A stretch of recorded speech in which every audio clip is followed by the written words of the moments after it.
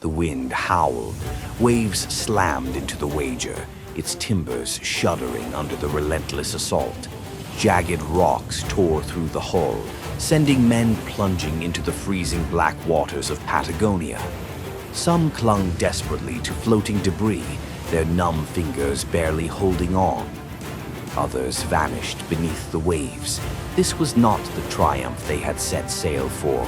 It was the beginning of their worst nightmare.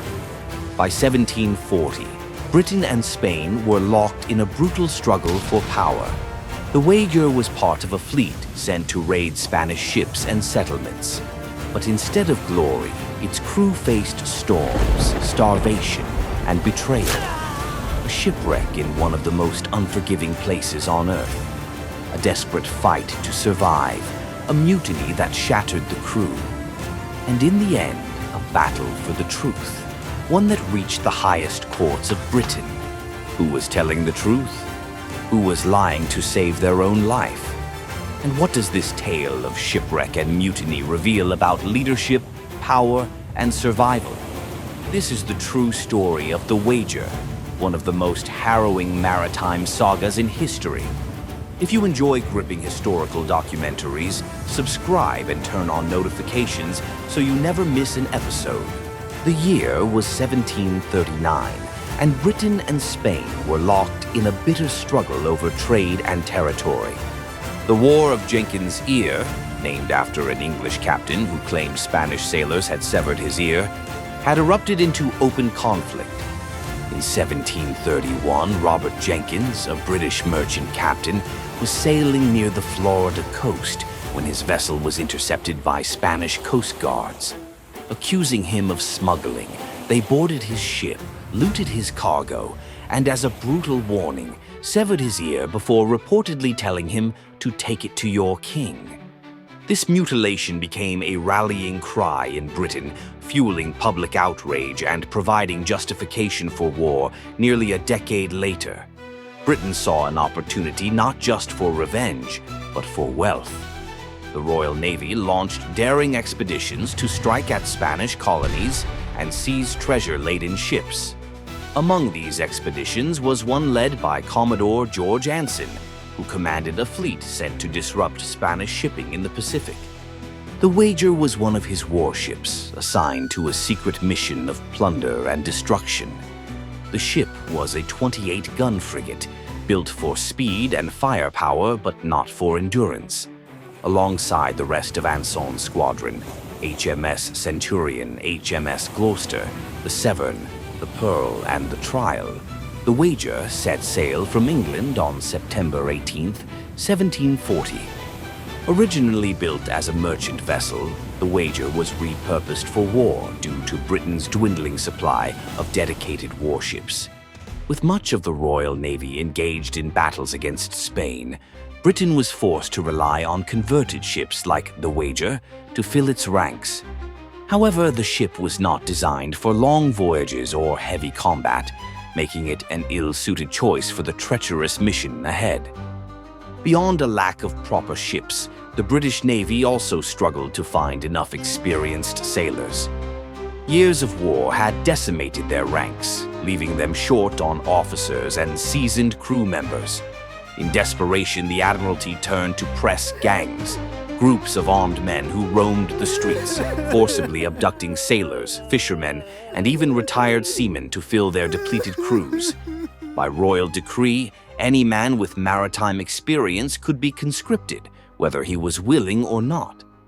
This haphazard recruitment process, combined with ship repairs and endless delays in assembling the fleet, meant that Anson's squadron did not depart on schedule. The mission was delayed by almost a year, ensuring that the fleet would reach Cape Horn at the worst possible time, when its waters were at their most violent and unforgiving, heading toward the distant waters of South America.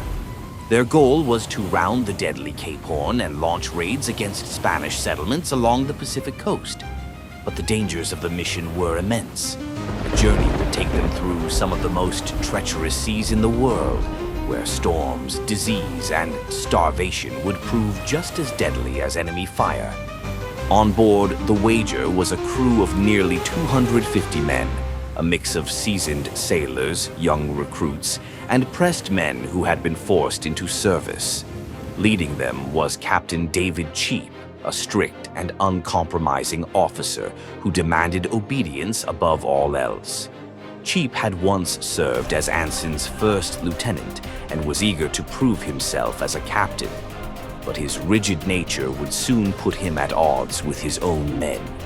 Among the crew was John Bulkley, the ship's gunner, a pragmatic and experienced seaman who believed in discipline, but also in survival.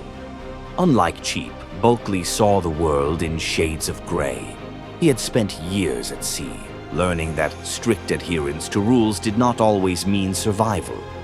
He respected order, but he also understood when it had to be abandoned.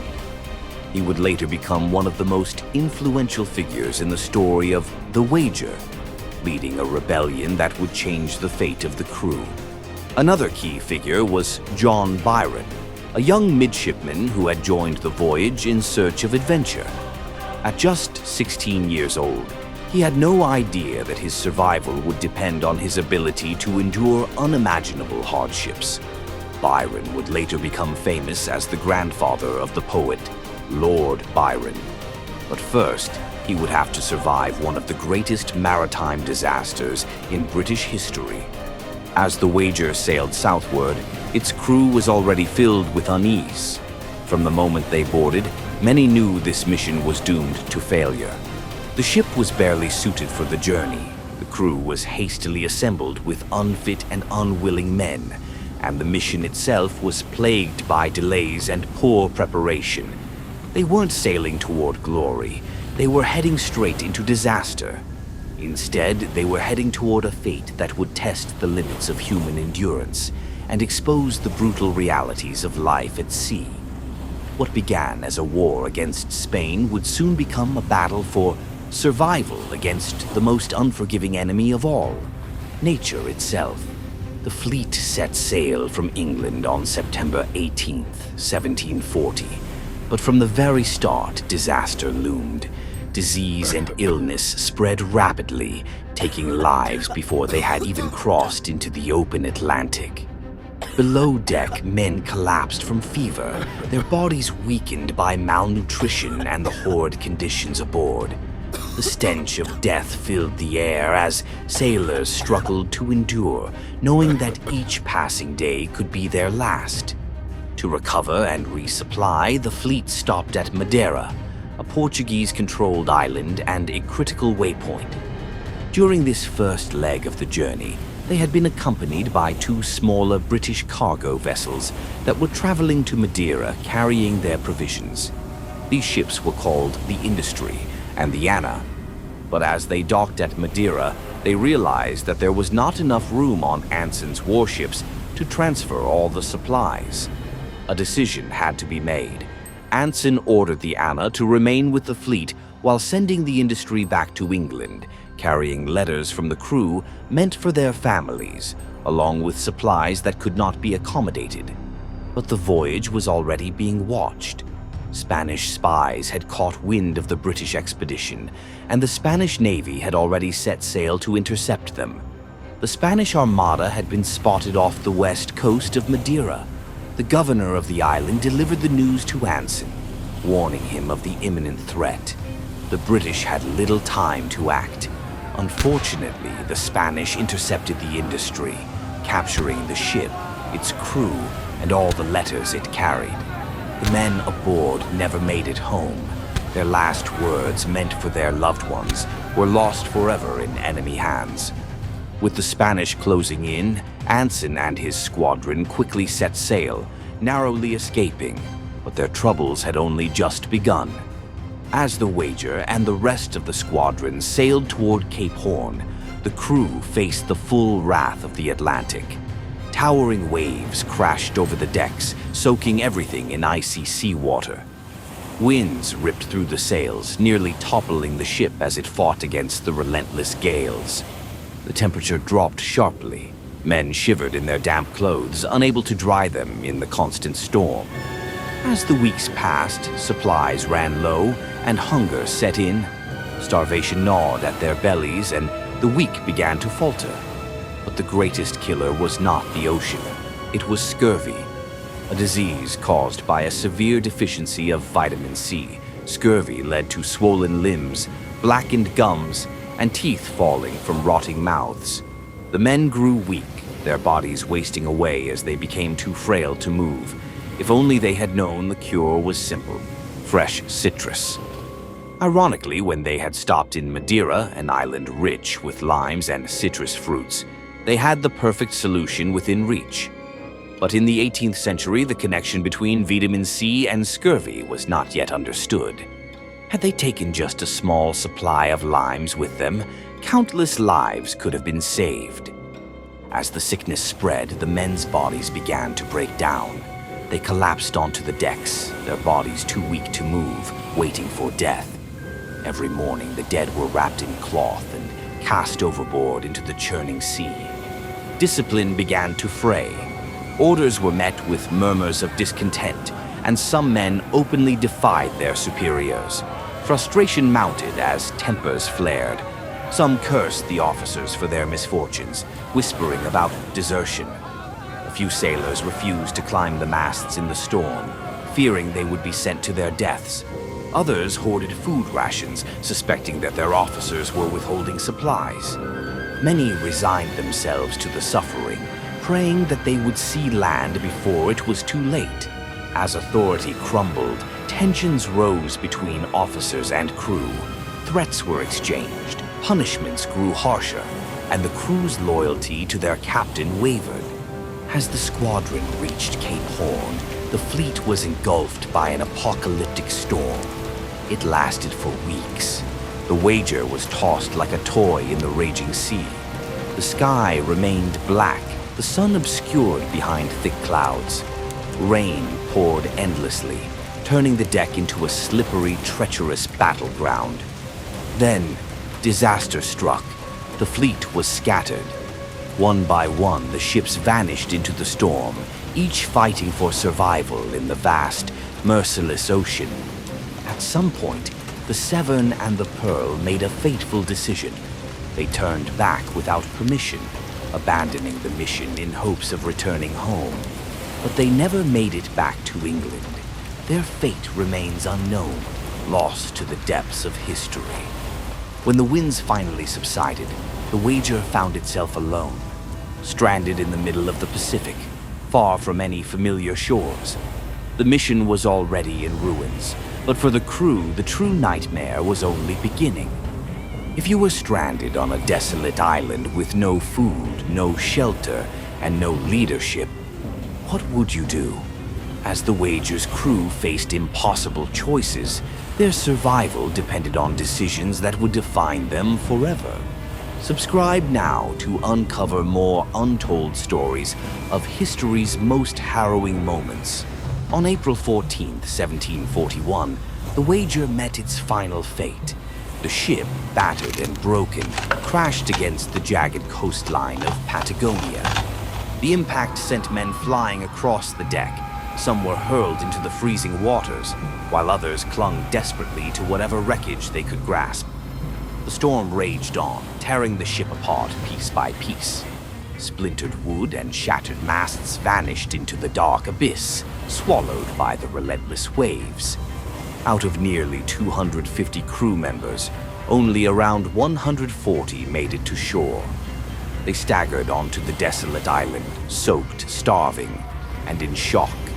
Their uniforms hung in tatters, their bodies ravaged by exhaustion, disease, and hunger. Cold winds howled across the barren land.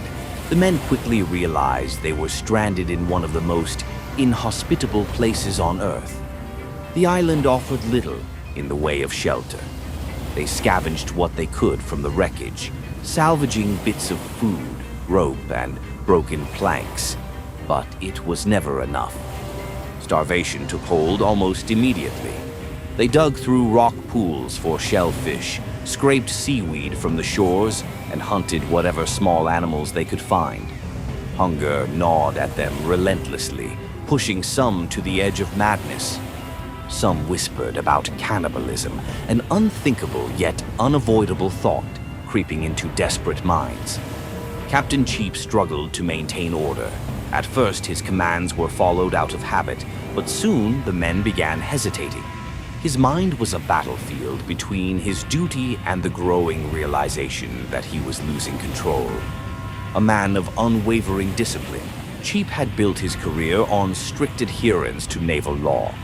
But on land, with his ship destroyed and his crew fracturing, those laws had little meaning.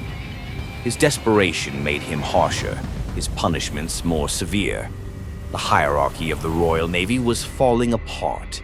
Tensions rose. John Bulkley, the ship's gunner and a man of strong convictions, began openly questioning Cheap's decisions. Cheap, stubborn and increasingly desperate, saw any sign of defiance as treason. The breaking point came when Captain Cheap, torn between his crumbling authority and the growing defiance of his men, acted in desperation. In a moment of blind rage, he shot and killed a rebellious crew member, his pistol smoke curling in the cold air. But instead of restoring control, the act had the opposite effect.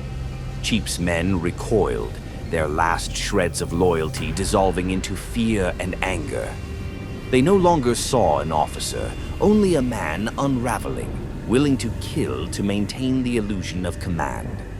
The gunshot echoed across the barren island, sending shock waves through the already fractured camp. This act of violence further alienated the men, solidifying the growing belief that Cheap had lost control. John Bulkley, who had long questioned Cheap's leadership, saw this as the moment to act. He moved through the camp, speaking in hushed tones to key crew members, gauging their loyalty. Some were already prepared to abandon Cheap, while others needed convincing. Bulkley laid out the reality. They could remain under a leader who had lost control, or take their chances and forge their own path to survival. The men listened. Some hesitated, torn between discipline and the primal instinct to live. Others, their faces gaunt with hunger, nodded in silent agreement. The decision had been made. Bulkley and his followers would leave. Mutiny was now inevitable. The crew split into factions. Bulkley and 81 men, determined to take their chances on the sea, saw their departure as an act of defiance and hope. They would not sit idly, waiting for rescue that would never come. Their fate was uncertain, but at least they had a say in it. They knew the odds were against them, but they also knew that staying meant certain death. Cheap, midshipman John Byron, and a handful of loyalists remained behind, choosing duty over uncertainty. They clung to the last remnants of naval order, convinced that abandoning the chain of command was a worse fate than the island itself. To make their escape, Bulkley's group used the old parts salvaged from the Wager's wreckage, along with the lifeboats they had managed to save from the ship. With these materials, they carefully constructed makeshift vessels, reinforcing the lifeboats with timber and salvaged planks from the wreck. Using whatever nails, rope, and canvas they could find, they built boats sturdy enough to face the unforgiving sea. The task was grueling, requiring ingenuity and sheer willpower, but they knew it was their only hope of survival. After more than 4 months of hardship on the island, Bulkley and his men finally disappeared into the horizon. The island grew quieter. The waves continued their endless crash against the shore, but to those left behind, it was as if the world itself had turned its back on them. For some, the journey to civilization had begun. For others, the island would become their grave. As John Bulkley and his men set off in their fragile boats, they knew the ocean was just as deadly as the island they had left behind. The cold bit into their soaked clothes, the waves threatened to capsize their makeshift vessels, and the wind howled through the cracks in their sails. Their goal was simple: survival. Their journey would take them along the coast of South America, through thousands of miles of treacherous waters, facing dangers they could scarcely imagine. Rowing day and night, exhaustion set in quickly. Their muscles ached, their hands blistered and bled, yet they had no choice but to keep moving. The vast emptiness of the sea offered no mercy. Food was scarce. They caught fish when they could, drank rainwater when it fell, and prayed they wouldn't succumb to starvation. But nature was not the only threat they faced. Along their journey, they encountered indigenous tribes, some who offered them food and assistance, guiding them to sources of fresh water and edible plants, while others saw them as invaders. In some cases, indigenous groups provided fish and shelter, allowing the desperate sailors to recover before continuing their journey. However, not all encounters were peaceful. One group, wary of the strange men arriving in their territory, launched an attack, forcing Bulkley and his men to flee, losing supplies and men in the process. These encounters shaped their fate, determining who would live to reach civilization and who would perish in the wild. Some of Bulkley's men were killed, their bodies lost to the jungle and the waves, while others were taken captive. It was a brutal, relentless march towards civilization, where only the strongest and luckiest would survive. Some of Bulkley's men stopped at Puerto Deseado, a remote settlement along the South American coast, where they managed to secure supplies and temporary refuge before pressing onward. After months of unimaginable suffering, the survivors finally reached Rio de Janeiro. There, they were taken in by the Portuguese, fed, clothed, and nursed back to health. They had defied death at every turn. Eventually, they secured passage back to England, where they would have to answer for their actions. Meanwhile, Captain Cheap, Midshipman John Byron, and the handful of men who had remained loyal to him were the first to escape the island. Using salvaged materials from the Wager's wreckage and lifeboats, they painstakingly constructed makeshift vessels. They reinforced the fragile boats with timber from the wreck, secured the planks with rope, and fashioned sails from whatever fabric they could find. The process was grueling, requiring not just skill but sheer desperation. They knew that staying on the island meant certain death. With their patched-up boats finally ready, they set out into the open sea, their fate uncertain. Their journey was fraught with danger as they navigated treacherous waters, battled starvation, and endured harsh conditions with dwindling supplies. Despite their suffering, they had made it off the island before Bulkley's group, though the perils ahead would test them even further. Despite their efforts, they were eventually captured by Spanish authorities. By the time they were discovered, they were skeletal, barely recognizable as the proud British sailors they had once been. Captured and taken to Chile, they were first taken to Chiloé Island, a key Spanish outpost, where they were interrogated before being transported to the mainland and imprisoned as prisoners of war. But Byron and a few others endured. Through diplomatic efforts, they were eventually repatriated to Britain in 1746, arriving years after Bulkley and his men, who had returned in 1743 and already told their version of events. What had truly happened on the Wager? The battle for survival was over, but the battle for the truth had just begun. Have you ever faced a moment where you had to choose between loyalty and survival? What would you have done in the shoes of these men? Let us know in the comments below. When Bulkley and his men arrived back in England, they were hailed as survivors of an unimaginable ordeal. They had braved the sea, fought against starvation, and lived to tell the tale. But their return was not just a homecoming. It was the beginning of a trial that would determine their fate. Bulkley wasted no time in presenting his version of events. He framed himself and his men as heroes who had been forced into mutiny by necessity, abandoned by a tyrannical captain who had lost control of his ship and crew. His account spread quickly, gaining support from those who saw him as a pragmatic leader who had done what was necessary to survive. But then, after years in captivity, Captain Cheap and the remnants of his group also returned to Britain. Their arrival complicated the story. Cheap vehemently denied Bulkley's accusations, claiming that he had never lost command, that it was Bulkley who had led a rebellion, defying naval order and abandoning his duty. The stage was set for one of the most dramatic court-martials in British naval history.